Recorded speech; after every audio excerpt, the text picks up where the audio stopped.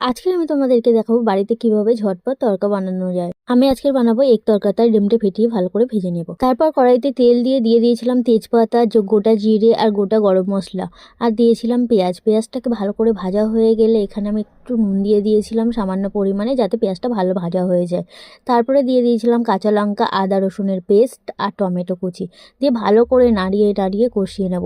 তারপরে এখানে অল্প করে নুনও দিয়ে দিয়েছিলাম, যাতে টমেটোটা ভালো মতন সিদ্ধ হয়ে যায়। তারপরে এখানে লঙ্কার গুঁড়ো, হলুদ গুঁড়ো, জিরের গুঁড়ো, ধনের গুঁড়ো সব কিছু দিয়ে ভালো করে মিশিয়ে নিয়েছি। আর একটু রেড চিলি পাউডারও দিয়ে দিয়েছি। রেড চিলি পাউডারটা দিলে সুন্দর একটা কালার আসে, তোমরা চাইলে স্কিপও করতে পারো। তারপর মশলাটা ভালো করে কষানো হয়ে গেলে আগের থেকে নুন দিয়ে সিদ্ধ করে রাখা তরকাটা আমি এখানে দিয়ে দেবো। হালকা করে কষিয়ে ডিম দিয়ে এখানে আমি জল দিয়ে ঢেকে দিয়েছিলাম। তারপর কিছুক্ষণ ফোটার পর ধনেপাতা দিয়ে নামিয়ে নিয়েছি।